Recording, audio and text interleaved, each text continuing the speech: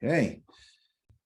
Good afternoon, good evening to everyone. My name is Koury Cook. I am the Director of Organizational Development for the International Institute for Restorative Practices Graduate School.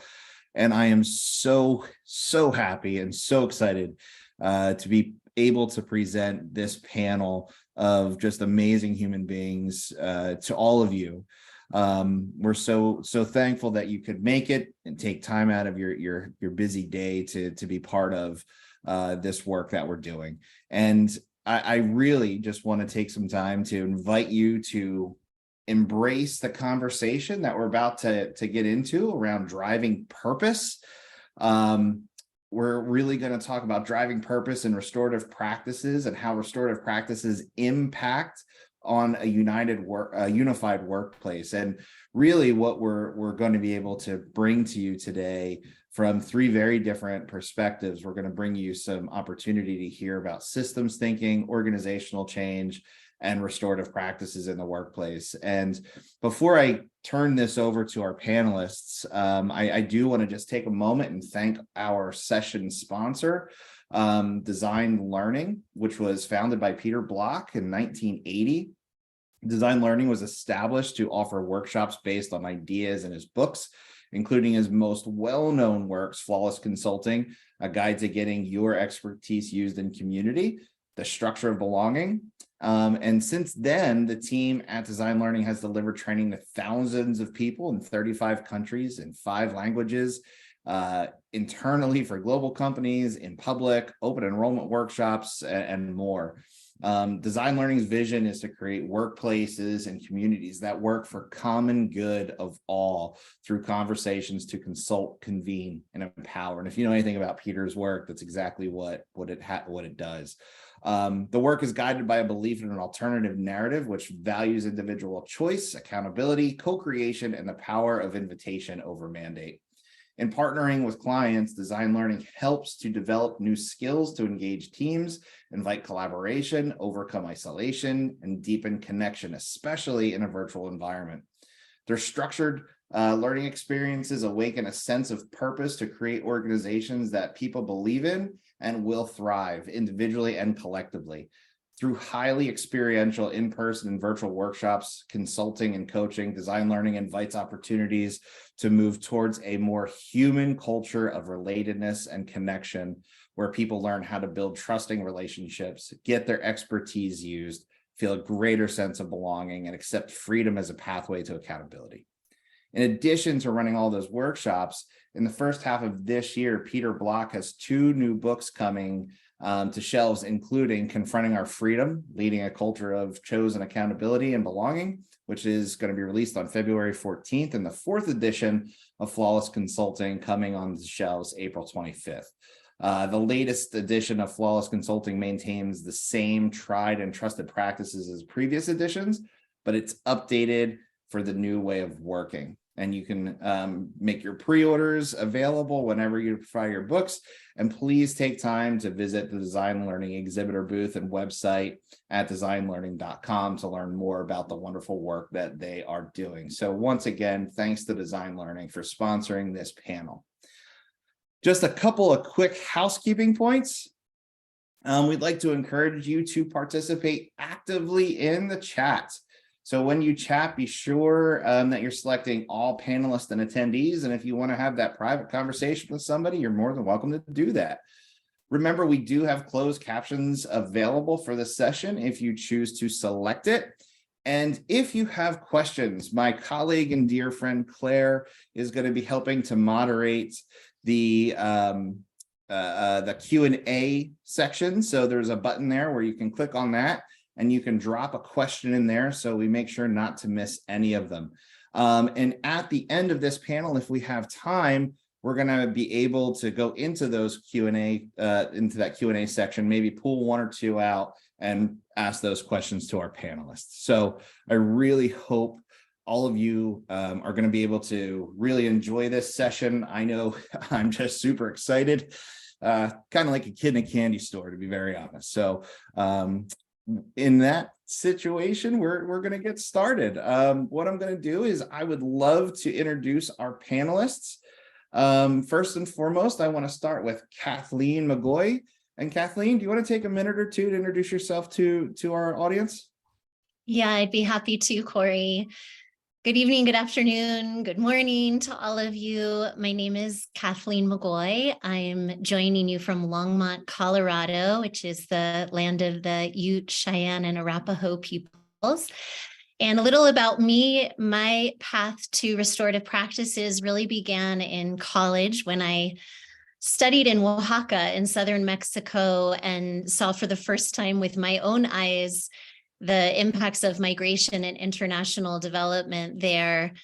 And that experience led me to direct a nonprofit working on the US-Mexico border for several years that facilitated an immersion program for students from the US and Canada to connect with communities and learn about border issues in Tijuana and the Baja Peninsula. So during that, I had this realization that what I was really after was peace. And I realized to pursue peace, I had to become more familiar with conflict. I received a master's degree in international peace and conflict studies from the University of Innsbruck in Austria and learned about the peace building framework called elicitive conflict transformation from John Paul Lederach. And following that, I landed here in Colorado. And through a very serendipitous series of events, I discovered elicitive conflict transformation in action in the form of restorative justice. For 8 years, I led a restorative justice nonprofit called Longmont Community Justice Partnership, or LCJP. And in that model, police can make direct referrals of adult and juvenile criminal cases to restorative justice in lieu of a ticket or arrest. During that time, I was very fortunate to facilitate a couple hundred cases in restorative justice and lead training for volunteers, staff, police, educators, and local organizations. Those training experiences, many are described in a book that I co-authored, The Little Book of Restorative Teaching Tools, which is a collection of games and activities that we developed to teach restorative skills in a restorative way. And where I am today, through that experience at LCJP, I realized I really wanted everyone to have access to restorative tools beyond schools and the criminal legal system. So 2 years ago, I left the nonprofit world to start my own business. And currently my team and I offer training and facilitation in restorative practices and conflict transformation to organizations and communities throughout the United States and beyond. Thank you so much, Kathleen. And our next panelist I would like to introduce is going to be Paul Welfer. Sure. Hi, everyone. Thrilled to be here. I'm coming from Sydney, Australia. I guess morning for me, night for you, but we're all on Spaceship Earth together. So I'll be pretty brief. I'm here. I'm a learner. I'm a student. Actually, John continues to be my mentor and was my advisor through a couple of degrees at University of Pennsylvania. My prior life is 20-year career in financial services, where it was very much a focus on helping get resources to the people who needed them. But through a number of degrees at Penn, I've now just finished a Master of Philosophy after a Master of Science in Organizational Dynamics. I've really gotten much more into exploration of purpose for organizations and how that helps build sense of community, alignment, and not just kind of spoken values, but actually practiced values. And through that, I do a fair bit of consulting work in the higher ed area, a number of projects with John, of course, and at the University of Pennsylvania, Jefferson, as well. I've worked closely with the National Association of Graduate and Professional Students, similar effort of engagement and advocacy. And I'll cut it there. Great, thank you, Paul. And last but certainly not least, one of my mentors as well, Dr. John Pourdehnad. Yeah. I really feel bad that you two consider me as your mentors. But anyways, first of all, I want to thank you all, especially the organizers of this conference, and in particular, Koury, for inviting me to give or participate in this panel. Now, as far as my background goes, I studied engineering, namely mechanical engineering in England first. And that was where I got to know Russ Akoff through his book, Operations Research. And then I had the opportunity to come to this country, which immediately I applied for the degree of PhD in social system sciences at the Wharton School, which was really Akoff program. And that's where I got my PhD. Now, since 1979 until 2009, this is when he passed away. I was so fortunate that I basically was initially a student, but then worked with him in many, many interesting, projects. Now, what I do right now, it's basically, I do consulting, I do, education, and also I have been researcher in a number of research projects at Penn. And then in 2016, some of us, we left Penn and went to Thomas Jefferson University, started this new program, which was the doctoral program in strategic leadership. The only thing is this, that the big difference was that it was completely influenced by complexity thinking, systems thinking, and design thinking.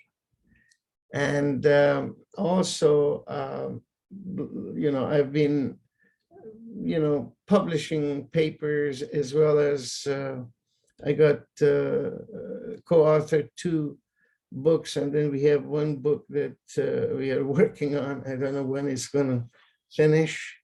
And also, as part of my consulting work, I was very fortunate to get the opportunity to work with IIRP, as well as very fortunate running a program, 3-day exec ed program, again, around complexity thinking, systems thinking, and design thinking. So, and here I am. Wonderful. Thanks, John. All right. So are we ready, panelists, to start our journey?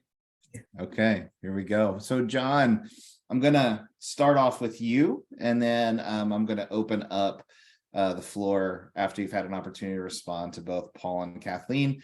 And we're going to try to stay within a 3 to 5 minute time range for our responses to the answer. So John, from the lens of system thinking, how do we create an environment in which participants of an organization are allowed to interact in a way that allows for growth and development of the whole?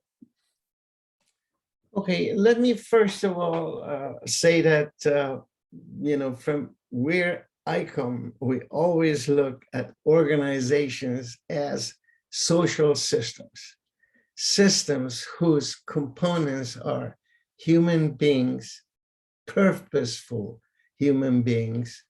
They are working in an organization which has a purpose of its own, and also they are all in an environment which has a purpose of its own. So your biggest challenge is going to be to align all these purposes together.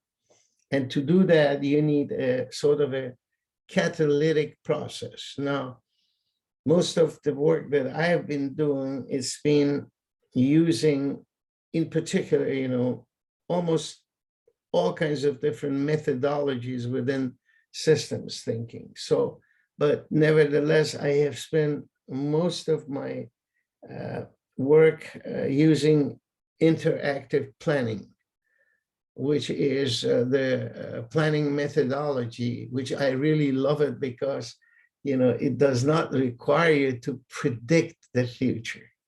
And this is something all of us who work in the complexity thinking, dealing with nonlinear systems, we know that there's virtually not possible to predict. So what do you do in the absence of not being able to predict? So you try to create the future.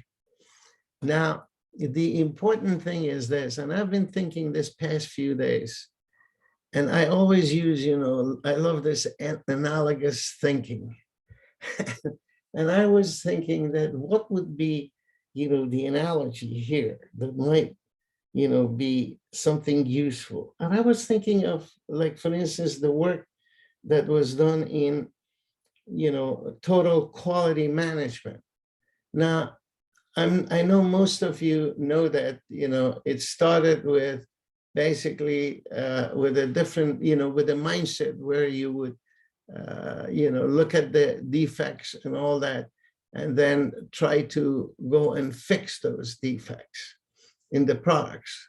But then Deming, you know, Ed Deming, that most of you, I'm sure you're familiar with, came around and he said, you know, we got to change the paradigm, shift the paradigm in quality management. And what they did, you know, he said that we got to take the process quality control developed by Schuhart and apply it to total quality management, which changed the whole thing. And he said that we need to change our objective from trying to improve some of the things that have gone wrong to what he called zero defect.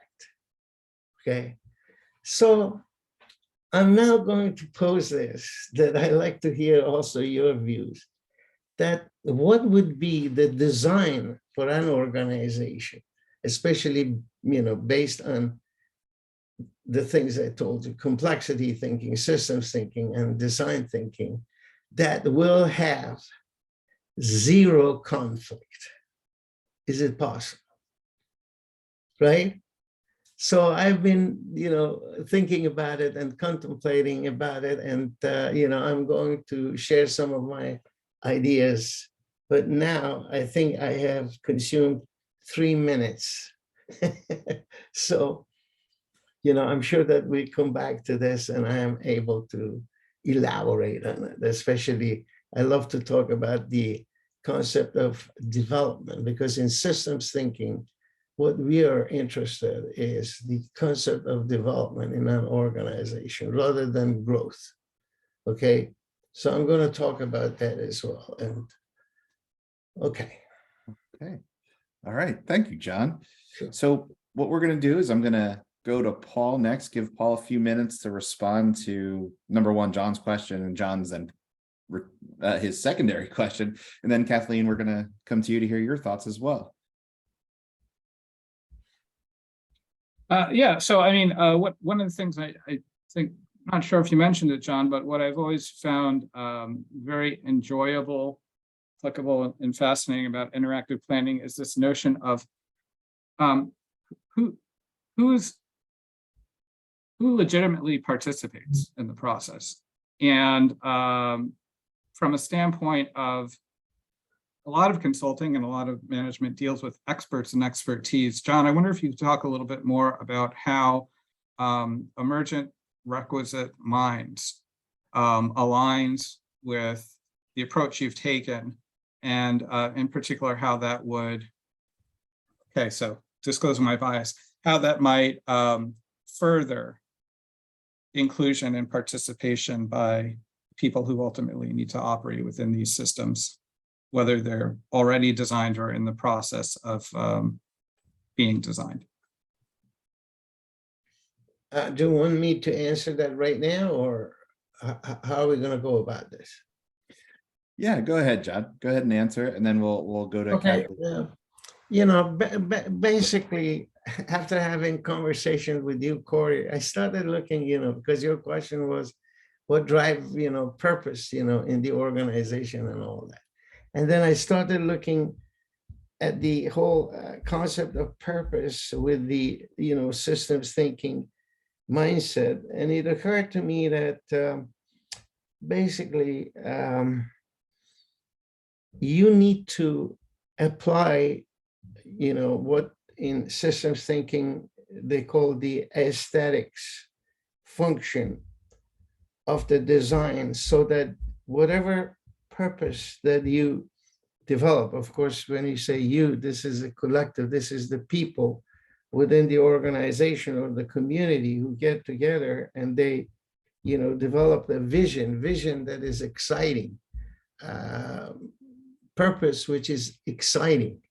And if you give them an opportunity to participate in developing those things, most of the time, based even on my own experience of honestly, like, I don't know, maybe over 100 organizations from Fortune 25 to not-for-profits, schools, whatever. When you're giving an opportunity to the stakeholders to design their ideal system, it's amazing how wonderful designs are developed and how much purposes get aligned and people tend to collaborate with one another. And especially if you show them that within the systems thinking, what's important is whatever you do to show that it is improving the performance of the whole, and it needs you to work with the others, And I'm going to talk a little bit about how in systems thinking you look at conflict and so forth. So let's hear Kat. Thank you. I'd love to start off with your question, John. If there were zero conflict, something would be amiss. And in my perspective, conflict is generative, right? Conflict allows us a space to be interactive and to co-create and collaborate.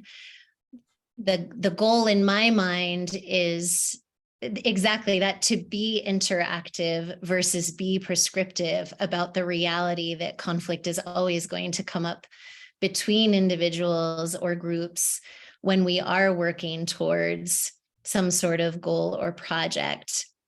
And I heard you use the terms interactive versus predictive. Yes. And in my background in the peace building world, that framework I mentioned of elicitive conflict transformation differs from a prescriptive method of conflict resolution or conflict management, in that it asks the participants at the center of the conflict, whoever is involved or affected, to be the ones to engage with the conflict itself and co-create new ways of being together, new ways of seeing themselves, and gain new perspective. And in that way, it is transformative. And I think that's the gift of restorative practices, is that it's a living framework. It's an interactive framework. There's no, what's the problem? Find the answer, check the box, and put it on the shelf. Nobody comes in and tells everybody else what the solution is in any sort of restorative process. There may be a facilitator to guide the process, and yet really the goal is for that facilitator to be able to draw out and elicit the wisdom of those involved so that they can be part of designing that ideal system that they then had a voice in creating.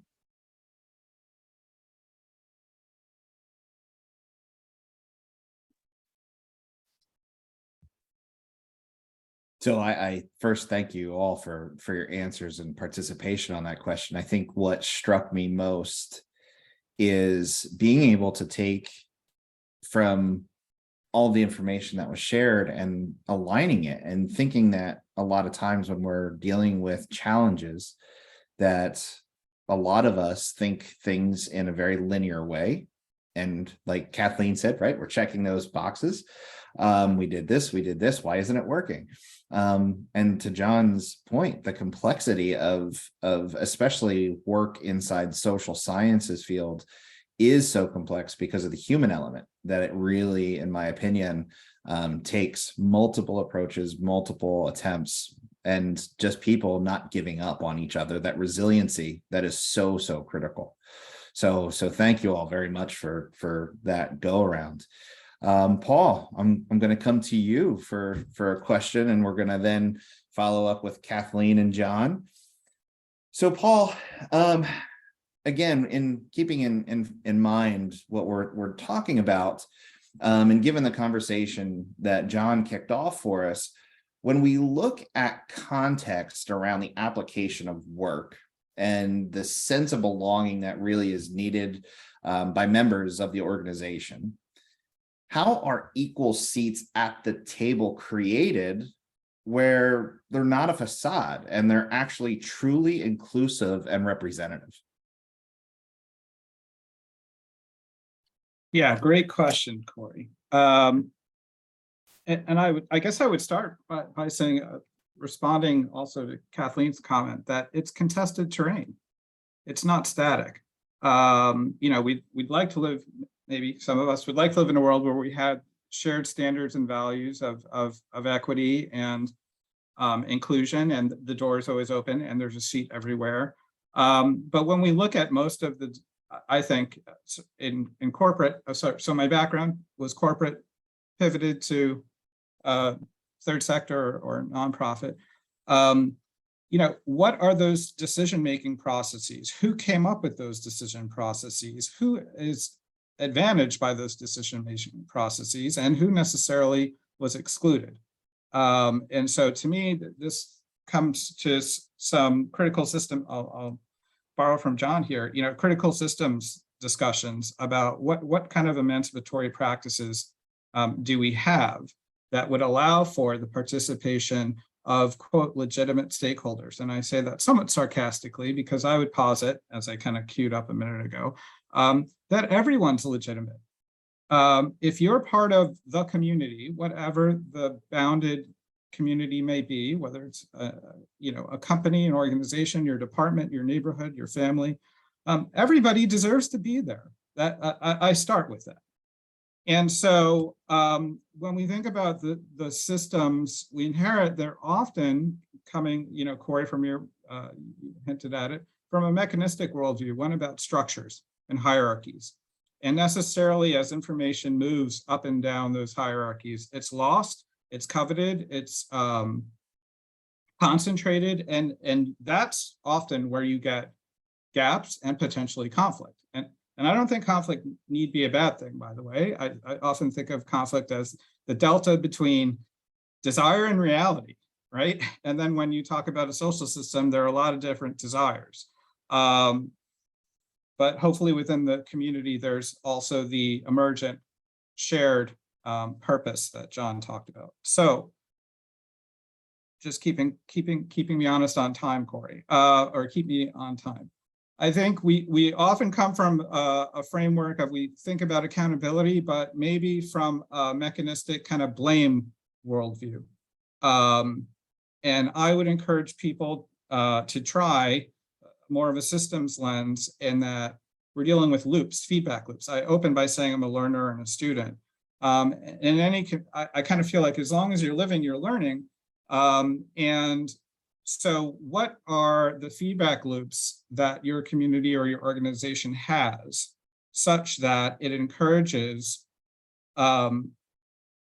adaptation, learning from past practices, and in so doing necessarily creates opportunities for greater engagement from the totality of the community? So that maybe that sounds a little vague, but thinking about like restorative practices, it starts with needs of community, and building relationships, and resolving conflict in such a way that everyone is able to participate respectfully. That comes back to me to having a question when what you said table and the seats at the table, right? So think about, is that a round table? Is that a really long rectangle? Who's sitting at the end of that table? Who's setting the agenda?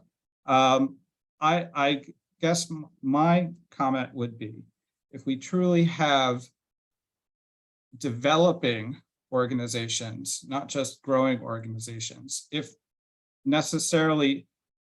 you have those strong feedback loops, that's how you get accountability. At the end of the day, the people who are the decision makers, are the decisions being made for people, with people, or by the people? And I would argue you want to have, third generation user design. The people who are going to be impacted by the decisions at that table need to be the ones who have entry to that table. Otherwise, there's a high probability that there will be a disconnect. Without getting into any of sort of the politics that we're all familiar with, just thinking about it as from a system or a structural standpoint, I think it's intuitive. And the last point I would make, and John, I think, talked about this, but I'll state it outright. So much of systems it's about the interaction of the parts. It's not about the structures. It's not about the parts themselves.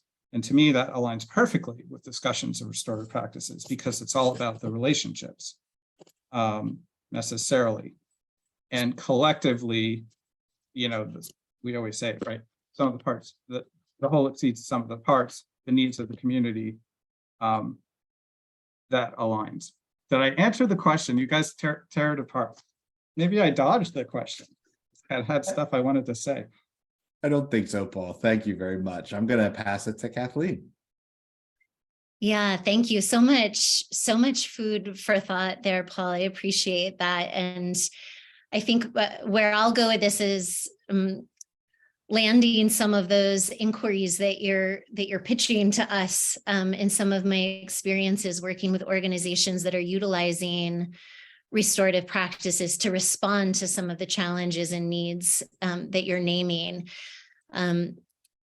One of the things I see again and again are organizations that are, in terms of this facade issue, they are offering services and programs in the community that are guided by their values effectively. And yet back at the office behind closed doors, the way people are interacting with each other is very incongruent with those values. So maybe they're practicing or doing a great job practicing inclusivity with the participants or clients that they serve, but they don't know necessarily how to implement that internally. And even when very well-intentioned,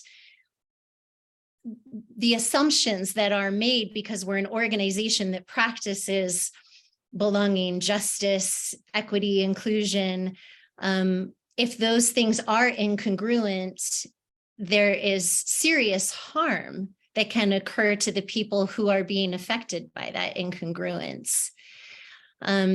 Like, for example, there was an organization that I was working with, an incredible social justice organization. They do amazing work in the community, but things bubbled to the surface when the staff began realizing that within the team, there were very differing beliefs and opinions about gender identity and gender expression.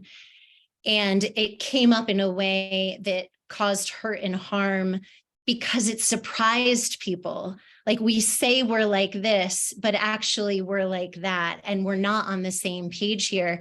And suddenly I don't know that I belong. I don't know that I can be part of this mission, be part of this organization. And we used restorative practices in that case to facilitate dialogues between people who had been impacted, and to, again, understand and surface from the community what could be done differently to get more in alignment with those values. So there were some pieces that were pursued by leadership. You know, what are some new sort of organizational standards that we could live by? But once those had been drafted, they used restorative practices to bring those back for that feedback loop that you mentioned. So the staff could discuss and grapple with, what does it actually mean if we adopt these new standards and practices? What does it mean for us to live them out, to implement them? And that was an ongoing conversation. There was this accountability piece that was, you know, this is not a policy that we're going to review once, and then at your yearly review, we'll check in and say, how are you doing with the new policy? Instead, there was a structure in place to revisit and say, you know, is this meeting our needs? Is this aligning with our values? And is it responding and trying to be proactive in both senses to creating that environment of belonging and equity that we're aiming for? Thank you, Kathleen. John, what are your thoughts on this? First of all, like I said, you know, I learned almost everything, you know, that I do today from the man himself, Akov. So if I keep on invoking his name, you have to forgive me, but this is the guy who I learned from. Now, one of the things that he used to do, which was unbelievable, and I think that he could do it because he was Ross Akov, was when we would walk into a, say, design meeting. And, you know, I can name some of the people that the CEOs, they were so powerful that you couldn't even, you know, imagine that the things that they could, people were, you know, were hesitant even to talk in front of them, okay? So Akov had a rule. He would say to the CEO, you are going to comment or make your ideas known to the others at the end. You see that? Rather than at the beginning, because when the powerful CEO expresses his ideas at the beginning, then everybody else who are subordinate, you know, they will start, you know, basically going, although they don't believe in what the CEO has said, but they would agree with it. So to me, all these processes such as interactive planning, you know, soft systems methodology, all the ones within the systems thinking realm, they all require a very powerful facilitation.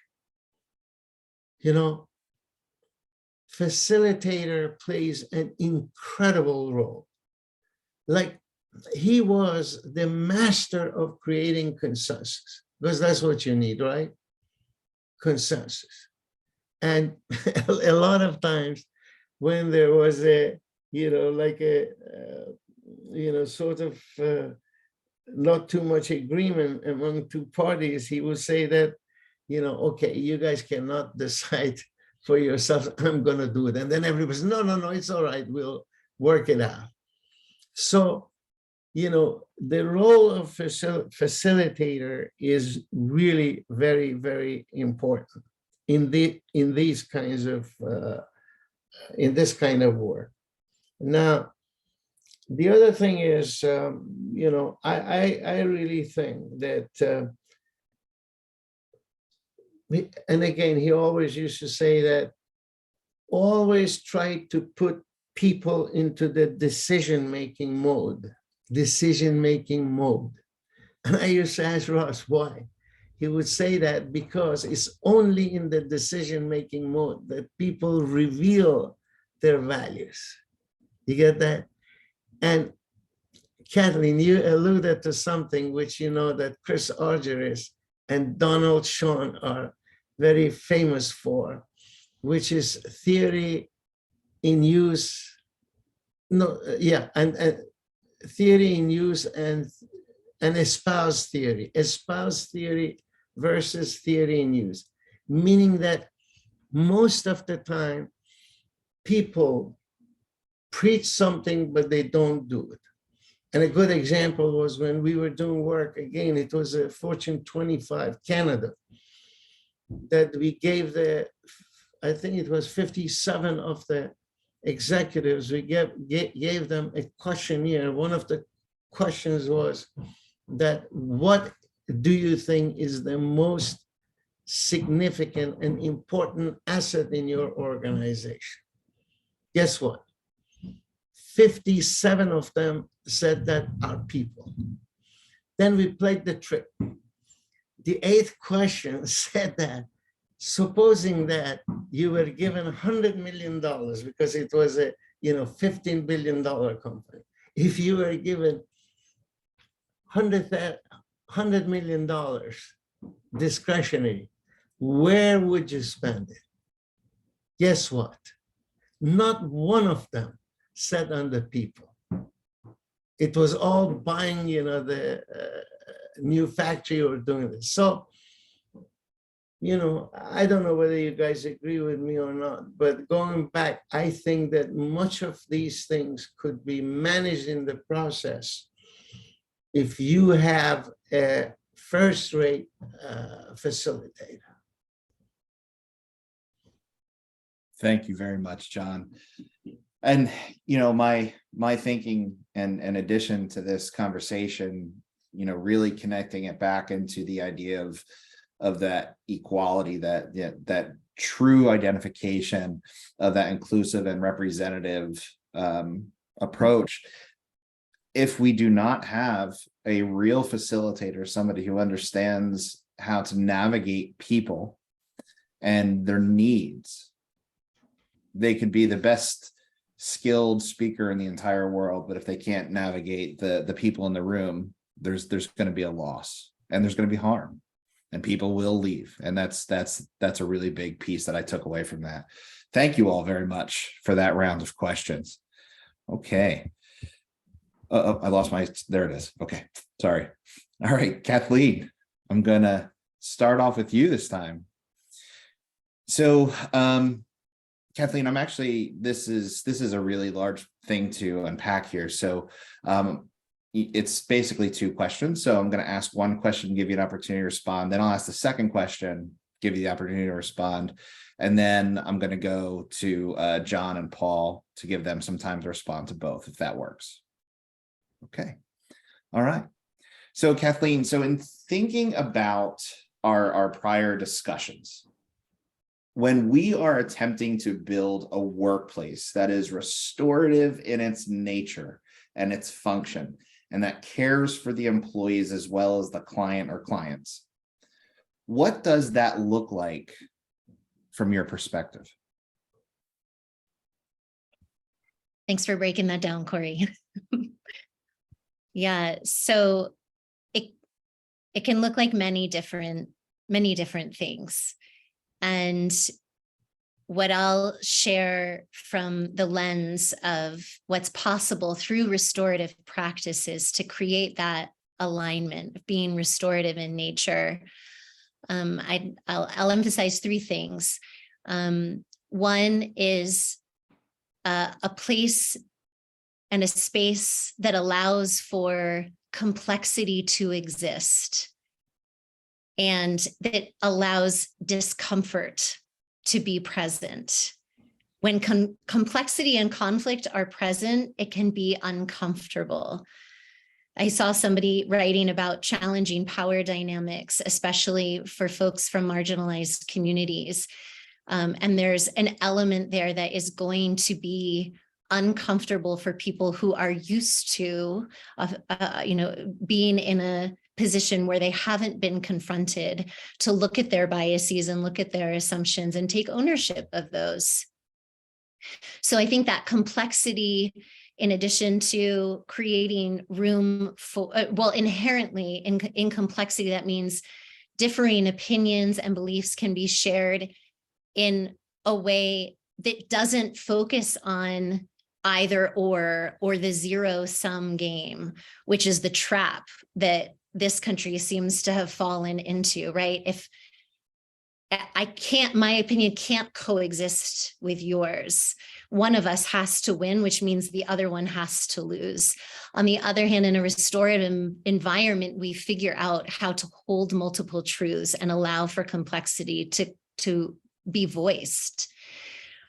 Two, instead of narrowing our thinking, restorative practices allow for thinking outside the box, that elicitive versus prescriptive approach, or interactive versus predictive, innovating new ideas that reflect what's true here and now. What's true for any agency or organization this year is going to shift in a few months. It's going to shift over time.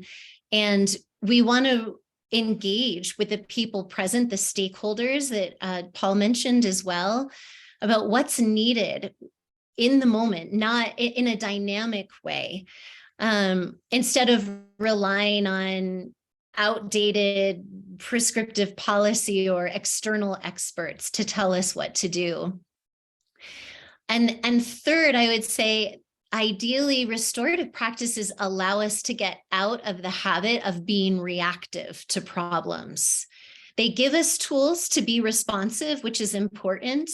But ideally, if we're using them effectively, we actually learn and internalize lessons and accountability, and then we proactively build systems to try to prevent harm from happening in the future. And that's that feedback loop also that Paul was talking about, right? Like, those are processes that are alive and agile and flexible, and also can be adjusted based on the particular issues or circumstances.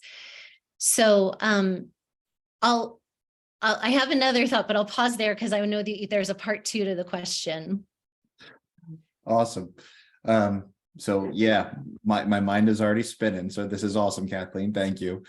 The second part is, so how do we manage the reality that even within an organization with a well-established mission, well-established vision, values, etc., how do employees, still hold? How are they still able to hold those differing opinions and beliefs that will impact their lived experience of equity at work? Mm-hmm. Yeah, thank you. There's some of my response to part 1 still relevant for part 2. But I'll say, how do we do it? How do we manage this reality? We intentionally cultivate spaces, meaning allotting time and resource. Resource should include food, because everyone needs a snack after a hard conversation. But spaces where people practice listening. They will learn to practice speaking as well, asking good questions, reflecting, all of these wonderful skills that you can learn at the IIRP. But the real gift we know, the real tool of restorative practices, is learning to listen. Listening without a response looks like listening without evaluating, comparing, or making myself or you wrong or right, just listening, giving space. This practice, this way of listening and being with each other, allows people to develop that sense of belonging, even in the complexity, even in those differing opinions. If I can speak my truth and it is allowed to be, that helps me feel like I can be myself in that space and in that place, and that I am welcome. Creating an environment where this kind of connection is fostered allows people to be themselves in their authenticity, and allows people to feel that each one of us matters here. And I wanted to just say to that point about great facilitators, that I agree 100%. Facilitators who can participate with centered accountability. So knowing how much of myself to bring to this, and how much to also allow or suspend my own assumptions or expectations to make sure that there's space for things to emerge and unfold is so critical. And I wanted to share this tip that if you are a very practiced facilitator of restorative practices, I would encourage you to look for an opportunity to be a participant in a restorative process. If you have the chance to step out of the facilitator role and be the person who is taking ownership of causing harm or has been harmed and needs to bring your voice and your experience to the person who has caused that harm, it will elevate, deepen, expand your skills and your empathy, your compassion as a facilitator more than any other training or experience. Wow. Thank you. John, coming to you. Paul, you're on deck. So ask me the question again. Absolutely. Well, I'm gonna just actually hit that second question because I think that's where a lot of the real good nuggets are. So how do we manage the reality that within an organization, even with well-established missions, mission value, how can employees that still hold differing opinions and beliefs that those are impacting by their lives? How does that, how does that impact their experience of equity at work? And I may have just butchered the question just a little bit. Well, again, what we do, we engage, stakeholders in the design, you've been through it, of the system, okay? And in order to be able to design, we start from the beginning, it's an iterative process. We don't give people, like mission, vision or whatever. It's all created by them. Because if it's not created by them, it's not excitement. The most important thing that I've found in the, like the development of a mission is to make sure that people have passion for that mission. I always give example. I don't know how true it is, but it was given to me that when Lexus came to this country, their mission statement was very short. Everybody loved it. Everybody was passionate about it, and everybody was collaborating to achieve that mission. You know what it was? To beat the hell out of Mercedes-Benz. No, seriously, I mean, everybody understood, everybody was excited about it, and they were working together for that to happen. So I think that, when you put people, again, I keep on coming back to that, into the design mode. Of course, I understand, sociocultural approaches, socio-psychological, like Peter's saying, is more socio-psychological, right? Ours is more like a mixture of engineering and social, system, everything. But, for some reasons, it just works. I published this, in the paper that had a project with Johns Hopkins. One of the functions that I was facilitating to redesign was what they call environmental function. This is for the new hospital. Now, what is that environmental hospital? As you know, it's the janitorial services, right? Now, I swear to God, before I started, one of the vice presidents said to me that, John, do you know that we have 9 janitors in the group? We have doctors. We have people from administration. Do you think this is a right thing for them to participate? Are they going to be comfortable? I said, just give them a chance. And guess what? The best design came out of those 9 janitors. You believe this?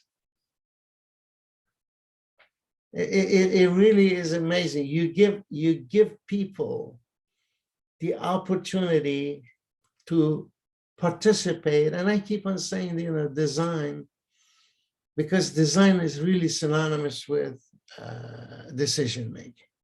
And this is where people always reveal what is in their head. You know, we always do, like in market research, we always do two things. One is a conventional market research. The other thing is we tend to bring people and ask them to design whatever that, you know, we are there for. And it's unbelievable that when you put them into the design mode, they seriously reveal what's in their head. They tell you what they value. It all comes out. And then, you know, you have other people who disagree with it, or, you know, whatever.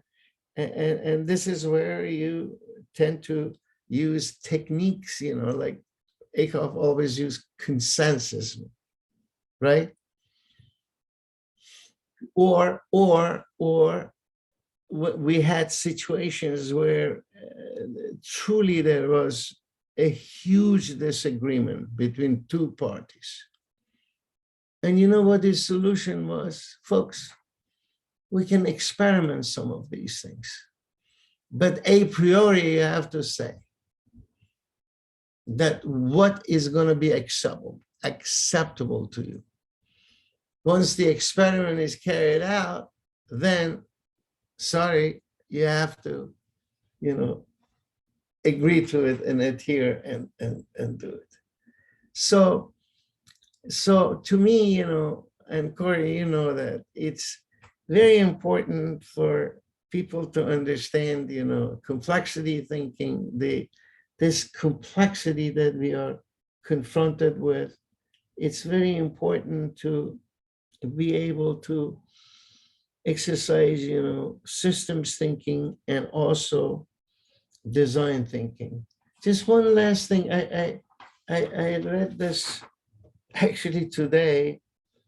It's an article which says that the speed and complexity of the global business environment calls for a new appreciation of a systems-focused view of the world, one that recognizes the interrelationships of people, processes, and decisions, and designs organizational action accordingly. Now, it also says that although a systems view requires an understanding of how all parts fit together as a whole, it also depends on an intimate understanding of the parts itself. This is because change in any part of the system or in its outside environment, including the other systems to which it is connected, can produce profound ripple effect. And when you know, I also had a project at Penn. I don't know, Paul, you were part of it or not, recidivism, which we had again, what, 10, 15 inmates. Yeah. It's in the pre-entry. Yeah, inmates in the process of design.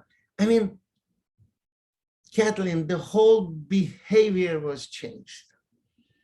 They really took it so seriously and passionately they were trying to contribute to the design. I'm done. Thank you, John. Thank you very much. Paul, I want to give you equal time here. So please, what are your thoughts? And if you need me to help to reframe the question, let me know. That's okay. I had a few thoughts. One was I want to challenge the question because I would suggest it's not about managing. It's about embracing it. That this diversity adds value. It's not something that, you know, tamp down one or the other. I just underlined 3 times over what Kathleen said about it's a process. And too often I see organizations have interventions, I'll say. Bring somebody in to address whatever the perceived conflict is of the moment. But if you're not embedding it almost like fractals into the culture of your organization, that the restorative practice is how we will operate, not a one and done. Okay. That's about, what you say versus what you do. There's a disconnect there. To John's point, about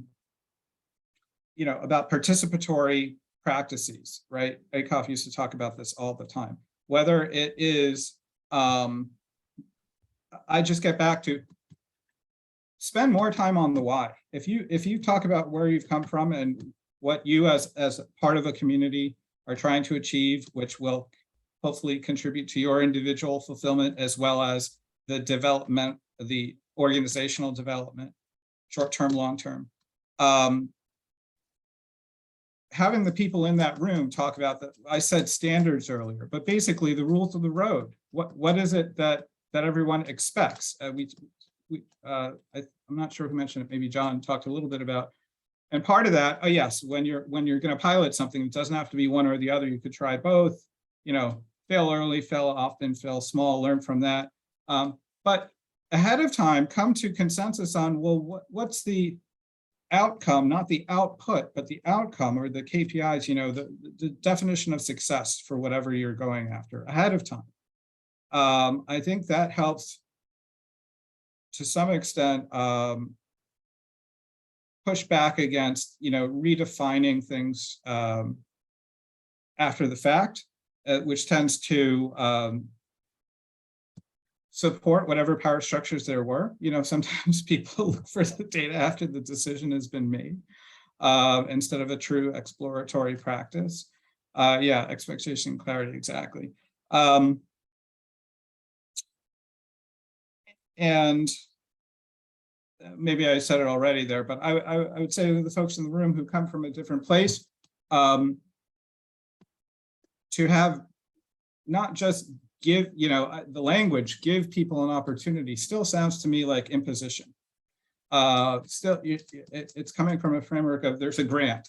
But in fact, if we truly believe that the legitimacy and the power comes from the people, comes from the stakeholders, comes from the group, there's nobody who is judging X, Y, Z to be proper inbounds, out of bounds, other than the people at that table. So a lot of, I'm just talking about language right here, but sometimes that is a cue, and it sets an unconscious expectation among the folks in the room. I ran over, I could talk some more, but those are just a couple of points I would make. That again, sort of the trick answer or the dodge is, how do I do it? I would ask the folks in the room. I would not come with a preset plan or map or script. And then as to the technique thing that John was talking about, I found that nominal technique works so well in so many decisions, especially in like creative decisions where, you're dealing with knowledge funnel, right? And so you want as much divergence as possible in the beginning before you get towards the convergence and the decision point. A way of creating some greater level playing field to truly value everyone in the room has, one voice, one vote, is to do that. Write it down on a note card or with whatever app you have, and in an anonymized fashion so that whatever power structures exist outside the room don't have to come into the room. In other words, every idea is a new idea, a fresh idea. That's another that has worked very well. John, you could talk more about plenary sessions and whatnot. Not that I'm, selling interactive planning. I hope anybody doesn't feel like this was a setup, but anyway, I'll stop.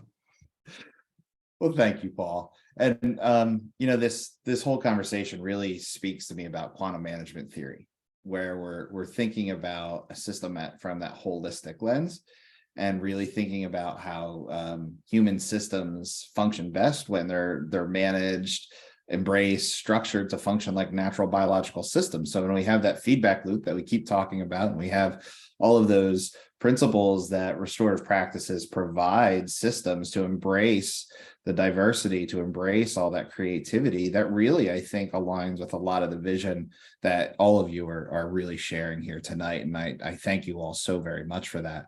The really great part of this is we are at a great point in our time together. We have about 15 minutes left, and I would actually like to invite Claire to come on screen. Hi, Claire, how are you? Hi, this has been great. I don't know if you've seen the action in the chat. We're so excited. For most of our time, we've been over 100 people, and I think that speaks of how much we appreciate being here. Thanks for that, Claire. And so what I'm going to ask Claire to do, Claire's been helping to monitor the chat as well as our question and answer box. And I'm going to actually pass it over to Claire, and Claire's going to have time to present the panel absolutely one, maybe two questions from our audience, so we can hear your thoughts on their thoughts. Thanks, Claire. Yeah, so just allow me to say that we do have a lot of questions, and time never does us justice to go through them all. And just to remind you that on the Attendee Hub, there is going to be a comment section on this session's page, so we can continue the conversation, which is, we want to have these panels not to cover everything in the conversation, but to create more conversations. But having said that, one of the questions that we have, in what ways do our schools and educational systems reflect the self-protective power hierarchies that are seen in corporations and other organizations? How can schools be invited to be more restorative and equitable?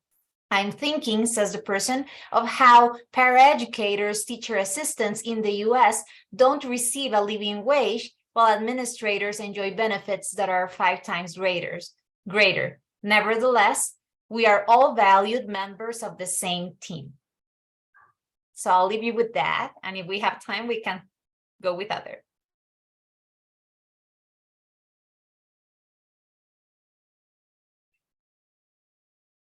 So you want an answer? Yes? Yes? Give it a shot, John. Go for it. Okay. No, I still go back to, like, if you engage, because we've done that for schools as well.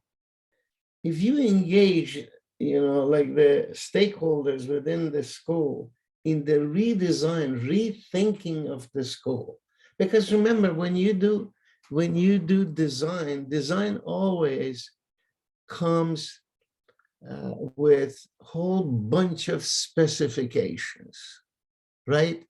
That people have said that these are the things that we wish to see in the design.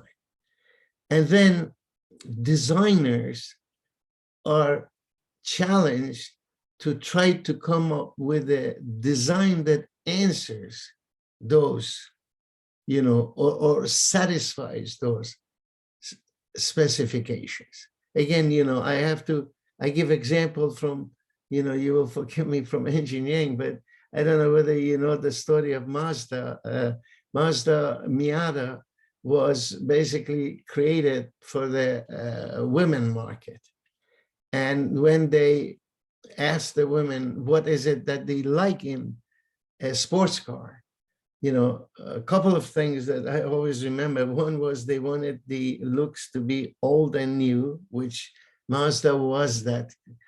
And the other thing is they wanted to be, it was a convertible, but they wanted to make sure that when they're driving it, their hair doesn't get messed up with the air blowing. Now those specs were a challenge for the designers, and they designed it. And you can do the same thing, with school, with, whatever is the case with the organization.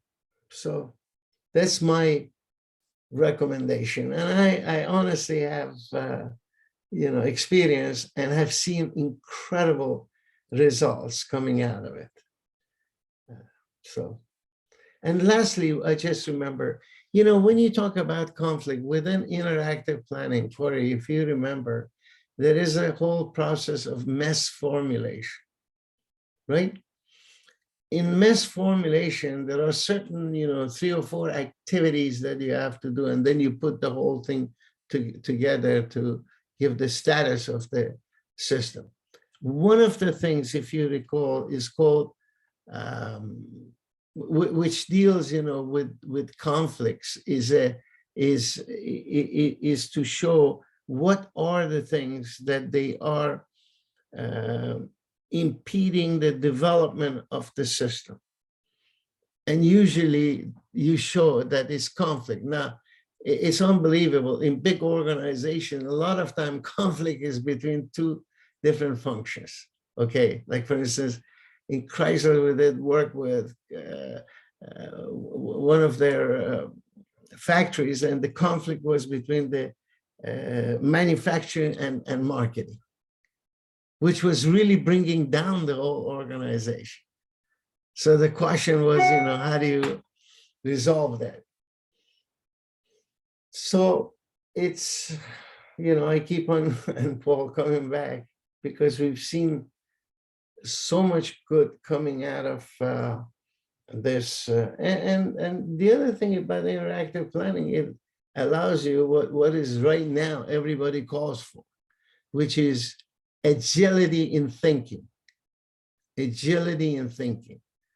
Don't be dogmatic. I could chime in here on that question just to validate the difficulty of what you're naming. One of my challenges from working with schools for many years, partnering with schools to try to build a restorative culture, was this idea that many schools get attracted to restorative justice and restorative practices because it's something that they can do to the students.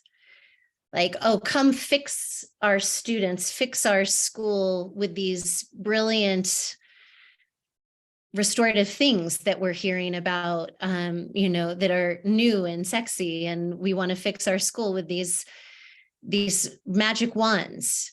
And after trying that many times and seeing that there was, again, incongruence or a lack of planning for sustainability of building that restorative culture, I started changing what I made available to schools. And I said, the only way I'll work with you is if first we're working on restorative practices collegially. So amongst the staff, faculty, employees, you all are not just learning restorative practices to build and repair relationships, you're also using a restorative lens to look at all of your policies and protocol and reconsider how the institution was built and how it may need to change. And that is a tall order. Needless to say, I didn't have a lot of schools that were a yes to that approach. There are schools out there, definitely, that we can celebrate that are willing to go the distance. But that's kind of key interest to me. And I think one of the things that we're up against is that schools are typically institutions built within a larger institution. And so it's hard to kind of crack the code and find a way to spark a revolution that people can get behind, a restorative revolution, knowing that it's for the good of the whole, but that it's going to take sustained time and resource to do that. And I saw somebody else's question here that I think relates to the question that Claire just posed, which is, are those who are in administrative and leadership roles, what will it take for them to be willing to be part of some of those hard conversations, to say, like, I'm going to be in this too. I'm going to take my leadership hat off, or I always am the one who ends up making the decision hat off, and say, I'm here as a participant. I'm here as a learner. And to step into that with a different perspective so that they're not fearful that it means they're going to lose something. And there's a big cultural confrontation there, because if I lose power, does that mean that I lose all these other things? Do I lose stature? Do I lose money? Does my reputation change?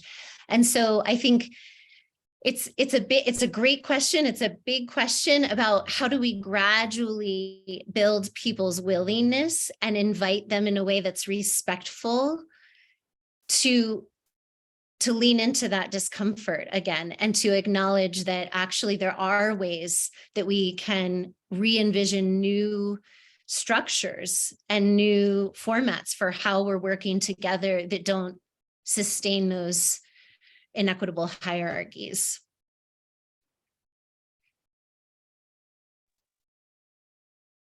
I don't know that I have that much to add.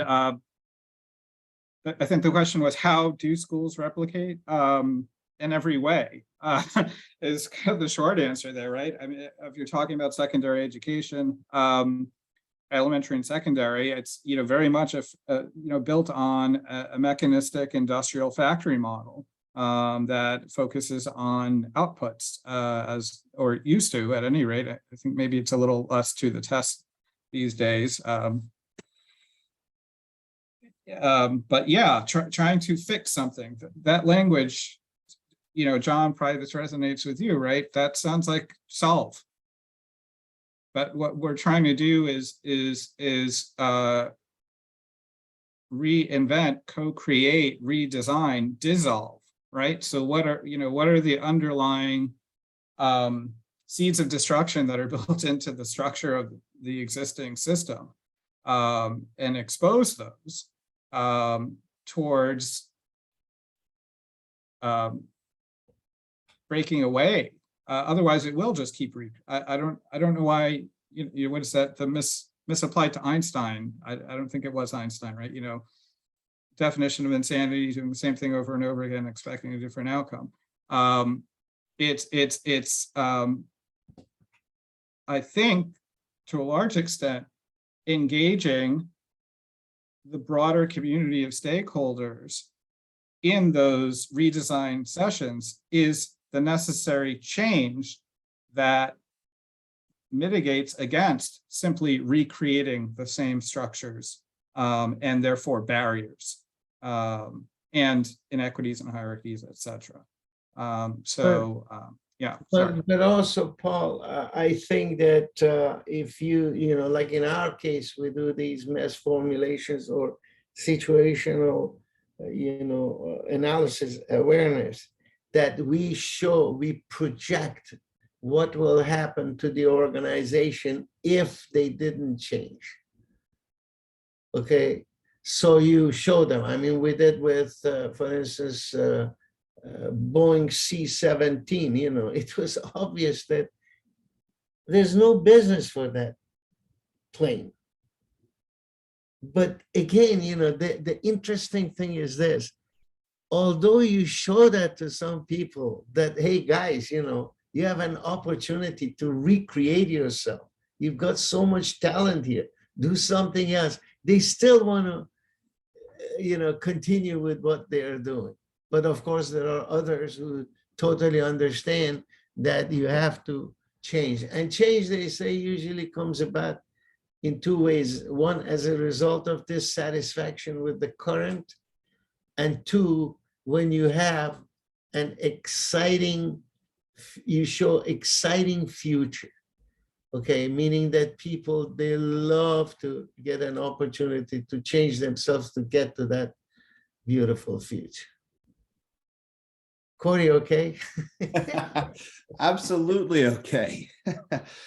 Wow. I so would love to keep this conversation going. However, as I made mention in our pre-meeting, it's going to go quick, and believe it or not, yeah, we're at our time. So first and foremost, Kathleen, Paul, John, thank you so very much. Seriously, from the bottom of my heart, thank you so very much for this amazing panel. I know I learned a ton from just hearing your wisdom, so thank you for that. Folks, thank you so much for participating and being in attendance. The video will be shared. We will post the chat in the attendee hub along with the questions to keep the conversation going. Claire, thank you so much for leading a question there. I appreciate you very much for that. And I just want to one more time thank Design Learning for their generous contributions. Folks, we also have a survey to complete, so please fill it out. We'd love to hear your feedback. Awesome, awesome, awesome. Thank you all so very much. Have a great night. Thank you.